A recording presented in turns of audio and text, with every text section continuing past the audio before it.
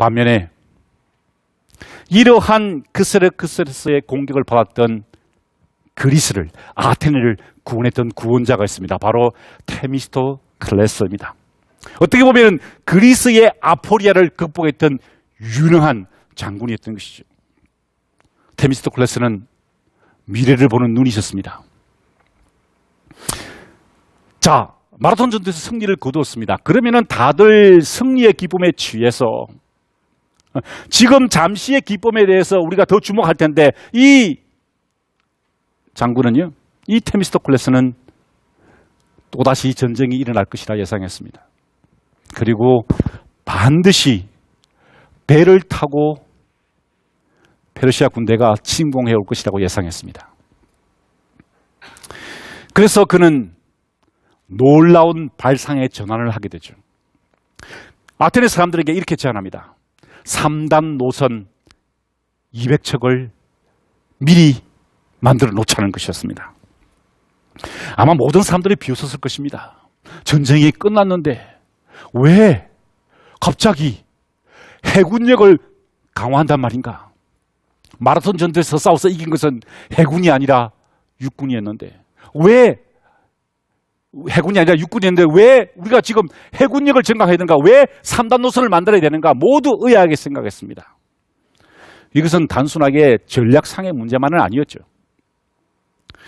여러분이 잘 아시는 대로 아테네의 여신 아테나는요, 포세이돈과 싸워서 경쟁해서 아테네를 차지했습니다. 그래서 그 도시의 여신이 되었죠.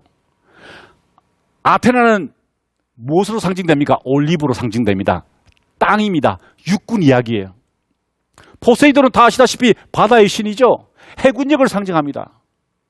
지금 아테나가 다스리는 아테네 육군의 땅에서 테미스토클레스는 포세이돈의 나라로 가자는 것입니다. 아테나의 나라에서 포세이돈의 나라로 가자. 이것은 정말 나라의 방향을 바꾸자는 것이죠. 이렇게 놀라운 제안을 했던 것입니다. 그랬더니 아니나 다를까 사람들이 반대합니다. 아니, 위기가 임박하지 않으면 사람들은 그 위기에 대해서 인지하지 못하는 경향이 있죠. 테미스토클레스는 아주 머리가 좋은 사람이었죠. 그래서 저 멀리 미래에 예상되는 적에 대해서 이야기를 한 것이 아니라 바로 아테네 앞에 있는 아에기나라는 곳에 주목합니다.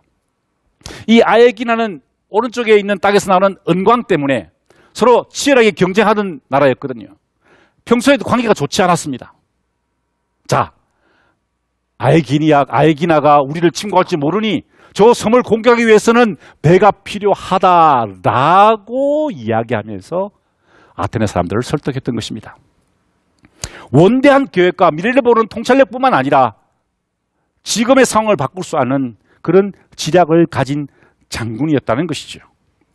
자, 그런데 아까 우리가 본 대로 레오니다스가 480년에 그 테르모필레 전투에서 장렬하게 전사했다는 소식이 전해졌습니다. 그리고 엄청난 해군이, 페르시아의 해군이, 그세르크세스의 해군이 아테네 쪽으로 진격해왔다는 소식을 듣게 되었죠.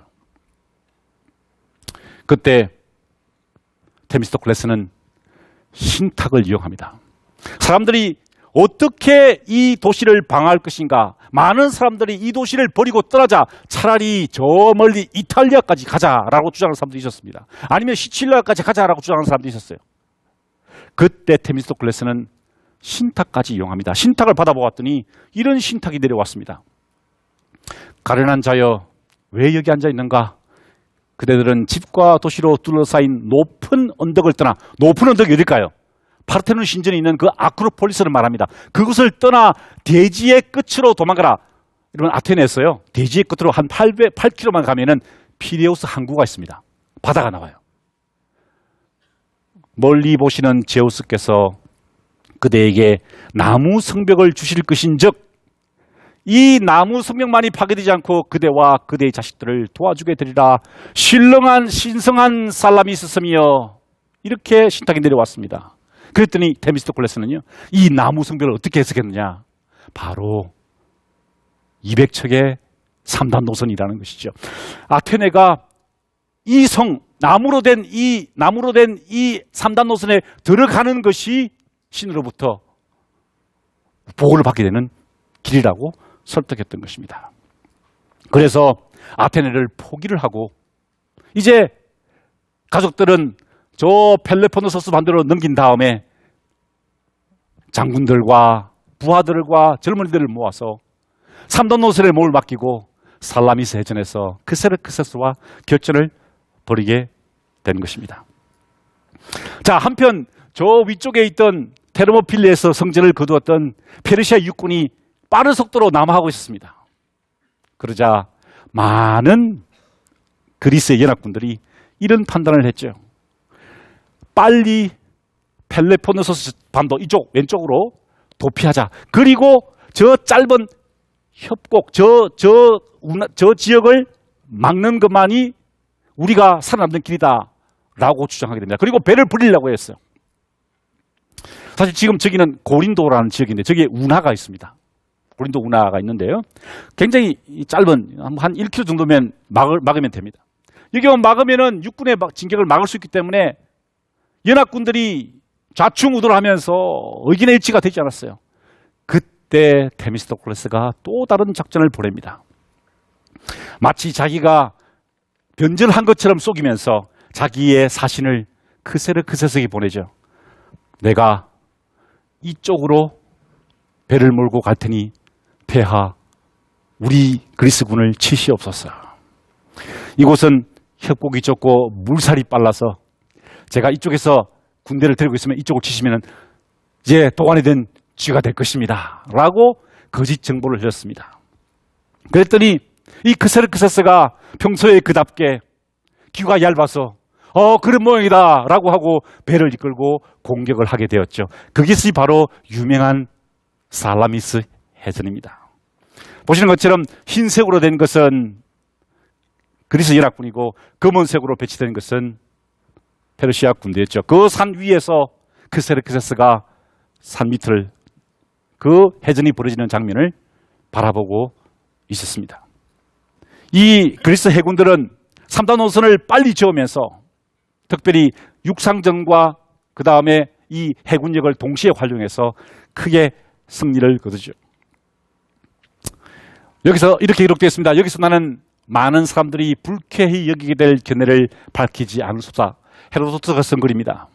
전쟁의 결과에 대해서 누가 승리의 원인이었는가를 밝히는 것입니다. 만약 아테네인들이 다가오는 위험에 겁을 먹고 나라를 떠났거나 떠나지 않고 남아 있었더라도 크세르크세스에게 항복했다면 아마 이 헬라스 문명은 사라지고 말았을 것이다. 이게 무슨 말입니까? 테미스토클레스가 아테네의 그리스의 구원자였다는 것입니다. 테미스토클레스라는 지도자가 있었기 때문에 아포리아를 극복할 수 있었다는 것입니다. 그런데 여기서 대단한 반전이 일어납니다.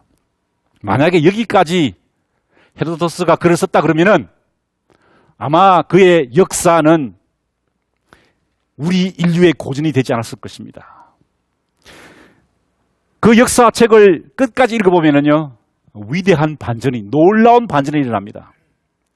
테미스토클레스가 놀라운 지략과 미래를 보는 통찰력으로 나라를 구했습니다. 그런데 그 다음에 어떻게 되었느냐? 그러나 언제나 돈 욕심이 많았던 테미스토클레스는 다른 섬에도 사신들을 보내서 돈을 갈취했다는 것입니다. 돈에 대한 욕심이 많았기 때문에 승리한 다음에 이 테미스토클레스는 돌아다니면서 해적질을 한 것입니다. 엄청난 부를 축적했습니다. 그리고 나중에 이 역사책에는 기록되어 있지만 어떻게 된 줄 아십니까? 이 테미스토클레스는 페르시아에 전향하게 됩니다. 페르시아 편에 붙게 되죠. 거기서 죽게 됩니다. 이 무슨 황당한 이야기입니까? 우리는 테미스토클레스에서 엄청난 영웅의 모습을 기대했는데 헤로도토스는 마지막 순간에 테미스토클레스가 돈 욕심 많았고 권력을 향해서 야심을 키우던 사람이었다라고 하면서 지도자를 비판하고 있는 것입니다. 아주 흥미로운 결과 아닙니까? 여러분, 리디아의 왕 크루소스 어떤 사람이었습니까? 권력과 부를 행복의 기준으로 생각했던 착각하던 사람이었다는 것이죠. 얼마나 많은 이 땅의 지도자들이 그렇게 생각을 합니까? 페르시아의 왕 그세르크세스, 우리 주위에 얼마나 이런 사람들이 많은가요? 우리를 바른 길로 이끌어가게 할 지도자들이 좌고우면하고 좌충우돌하고 결정을 내리지 못하고 쓸데없는 일, 명예욕에 사로잡혀서 과시욕에 사로잡혀서 쓸데없는 일을 하는 것을 우리는 지켜보게 됩니다. 마지막으로 재능은 뛰어났지만 결과는 좋았지만 속을 까디벼 보면 구린내가 나고 해적질을 하면서 다른 사람의 돈을 착복하는 그런 지도자의 모습을 우리는 이 책에서 발견하게 됩니다. 도대체 헤로도스는 왜 이야기를 했을까요? 헤로도스는 우리들에게 이런 이야기를 하고 싶었습니다. 이 참혹한 전쟁에 일어나게 된 동기, 그 과정, 그 결과를 돌아보니 자격이 없는 사람들은 절대로 지도자가 되지 마라. 당신들 때문에 무고한 백성들이, 페르시아와 그리스의 무고한 사람들이 죽어나갔다. 자격이 있는 사람들은 지도자가 될 생각을 하지 말라는 것입니다. 대신 반면교사를 삼아야 될 것입니다. 무엇이 행복인지를 아는 사람, 돈이나 권력이 아니라 내 자신을 아는 사람, 그래서 탁월함을 추구하는 사람이 행복한 사람이라는 것입니다. 정확한 판단을 내리고 과시욕에서 행동하지 않은 사람이 진정한 군주라는 것입니다. 그리고 아무리 실력이 뛰어나더라도 인격에서, 평소의 행동에서, 돈에 대한, 권력에 대한 욕심에서 깨끗하지 않은 사람들은 지도자가 되어서는 안 된다는 것입니다.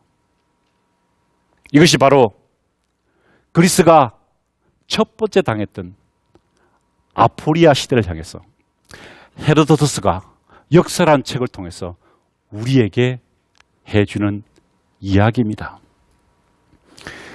자격이 되지 않은 지도자는 척박한 땅에 살 각오를 하십시오. 기름진 땅을 탐하지 마십시오. 그렇지 않으면 백성들이 죽어납니다. 제 두 번째 강의를 모두 마치겠습니다. 감사합니다.